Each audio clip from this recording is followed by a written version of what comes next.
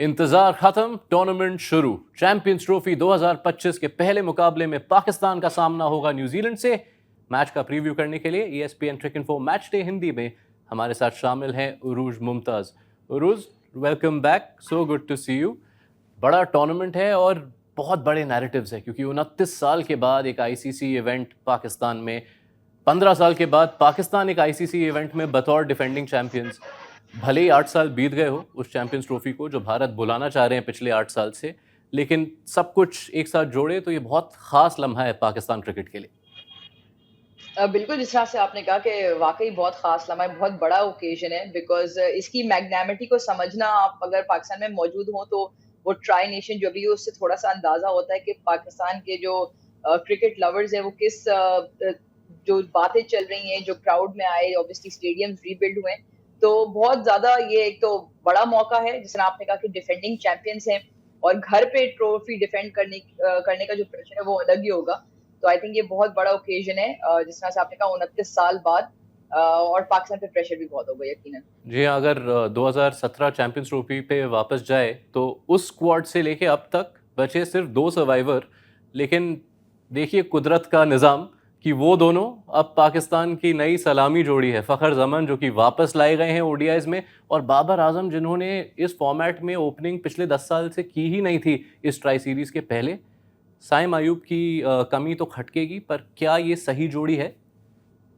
देखिए साइम का जैसे आपने कहा कि काफ़ी अनफॉर्चुनेट टाइमिंग वाइज़ था क्योंकि साइम जिस अंदाज़ से खेल रहे थे, जिस फ़ॉर्म में थे, बहुत ही अच्छा और ओपनिंग अगर फ़खर के साथ करते तो आई वुड हैव इमेजिन्ड कि ये सबसे ज़्यादा डिस्ट्रक्टिव और डेंजरस ओपनिंग पेयर हो सकता था। बाबर से कुछ दिन पहले मेरी मुलाकात भी हुई थी, तो मैंने पूछा भी कि कि ये ओपनिंग का किस तरह से आप ले रहे हैं क्योंकि वन डाउन हालाँकि एक बॉल का भी फ़र्क हो सकता है, बट वो कह रहे थे कि कभी-कभार एक बॉल के अंदर भी जो है, आपको ड्रेसिंग रूम में बैठ के थोड़ा-सा आइडिया हो जाता है।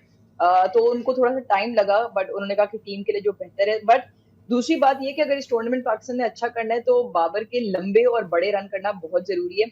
जो एक चीज़ है जो बाबर काफ़ी टाइम से स्ट्रगल कर रहे हैं। येस, अब उनके बैट पे अच्छा बॉल आने लग गया, कुछ रन्स कर रहे हैं, कुछ 250 भी उन्होंने साउथ अफ्रीका में किए बट फ़खर के साथ बाबर का ओपनिंग पेयर बहुत ज़रूरी होगा और जैसे आपने कहा कि कुदरत का निज़ाम है तो फिर लेट्स सी।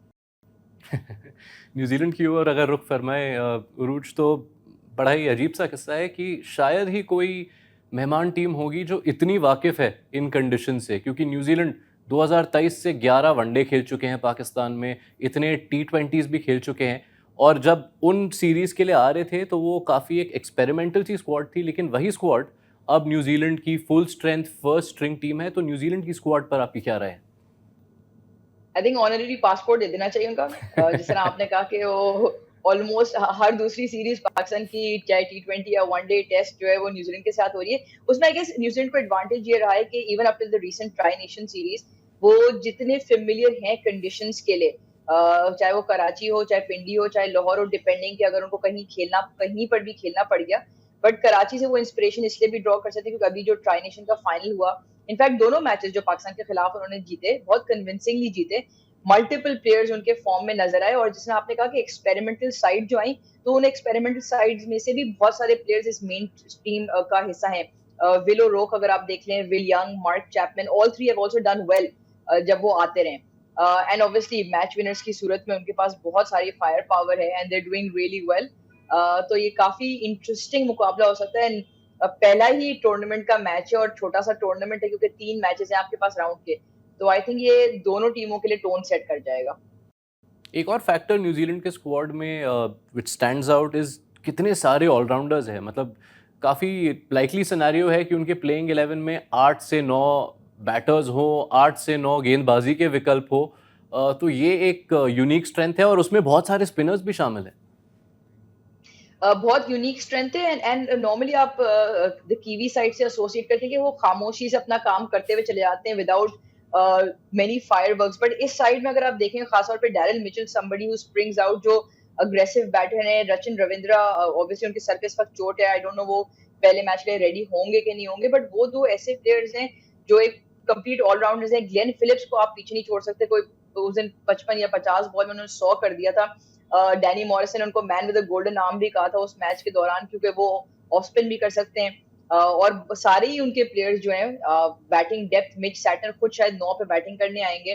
तो they look a very complete side, और ऑलराउंडर्स आप जितना ही T20 से एसोसिएट करते हैं, बट ये सारी जेन्युइन ऑलराउंडर्स हैं which provide mid Santner complete options. जी हाँ, मिचेल सैंटनर जो कि अब कप्तान हैं, Michael Bracewell, Glenn Phillips, spin allrounder ही इतने सारे हैं, साथ में रचिन रविंद्रा अगर वो खेल पाएँ।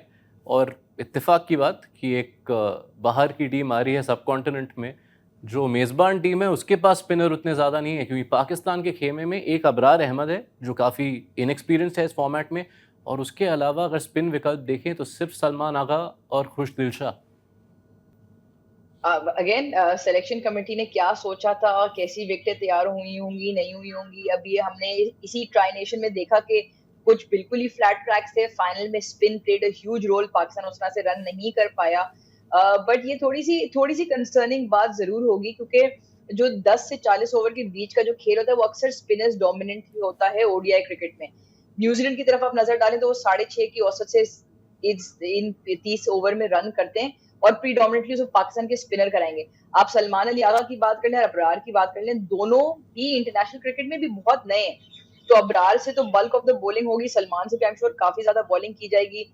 लेफ्ट आर्म रिस्ट स्पिनर, हमारे पास कोई लेग स्पिनर इस वक्त उस तरह से नहीं है। अबरार ऑब्वियसली मिस्ट्री स्पिन करता है, is not a big Turner of the ball, तो उस पर काफी प्रेशर होगा कि लाइन और लेंथ को टाइट रखे। And I am sure in तीनों से काफी ज्यादा बॉलिंग की जाएगी, जिसका थोड़ा सा मसला ये हो सकता है कि आपके सीम बॉलर्स पे जो शुरू के 10 ओवर का इम्पैक्ट है वो बहुत जरूरी होगा, और फिनिश भी सीमर्स को बहुत अच्छा करना पड़ेगा।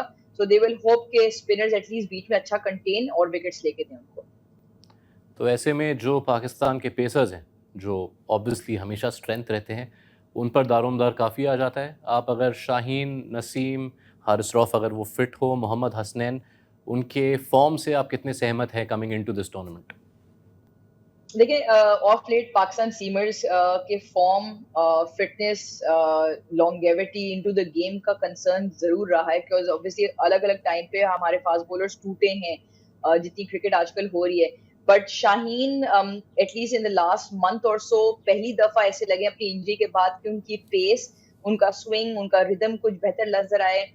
Naseem is looking fitter. Haris का आई थिंक थोड़ा सा कंसर्न होगा, क्योंकि हारिस डेथ में जितनी अच्छी बॉलिंग करते हैं, वो सेम नंबर शाहीन और नसीम के नहीं है, तो आई थिंक उनका क्रूशियल होगा फिट होना। Mohammad Hasnain obviously still he is been there for a very long time, but उनके एक्शन इंजरीज के ऊपर वो इंटरनेशनल उतना एक्सपीरियंस नहीं है उनका। तो आई थिंक उस हिसाब से शाहीन की स्विंग और नसीम की सीम जो है वो आई थिंक पहले 10 ओवर में इंपॉर्टेंट होगी। हारिस रऊफ का बैक एंड पे अच्छा बॉलिंग करना होगा, provided and hopefully if he is fit. चलिए, दोनों पारियों से एक एक ऐसा फेज़ या एक कोई मैचअप आप हमारे लिए चुनिए जो आपके हिसाब से मैच पर सबसे ज़्यादा प्रभाव ला सकता है। देखिए, फ़खर ज़मान का न्यूज़ीलैंड के खिलाफ कोई एक दिलचस्पी ज़रूर है, क्योंकि वो obviously he sticks out like a thorn for New Zealand a lot of times, और उनको मज़ा आता है। तो एक तो जब मिच सैटनर बॉलिंग करने आएंगे वो फेवरेबल मैचअप रहता है फ़खर के लिए, अगर वो हुए तो I would love to see how that works, क्योंकि फ़खर इज नॉट समबडी के वो रुकेंगे नहीं, वो ऑब्वियसली उस मैचअप को लेंगे आड़े हाथों।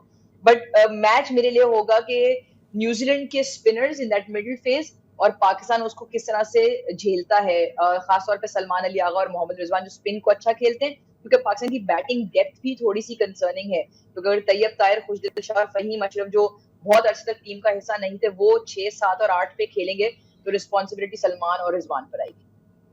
फ़खर ज़मान की वापसी कुदरत का निज़ाम होगा, पर ये जो फैक्टर है ये कहीं ना कहीं कुदरत का करिश्मा है कि न्यूजीलैंड की टीम और हम इम्पॉर्टेंट मैचअप पाकिस्तान में खेले जा रहे मुकाबले में ये कह रहे हैं कि न्यूजीलैंड के स्पिनर्स कैसा करेंगे। तो दिलचस्प मुकाबला तो बिल्कुल होगा। शुक्रिया Arooj for setting up this tournament opener for us. ESPN Cricinfo match day Hindi पे आप पूरे चैंपियंस ट्रॉफी के दौरान हर मैच का एनालिसिस पा सकते हैं, तो जुड़े रहिए हमारे साथ।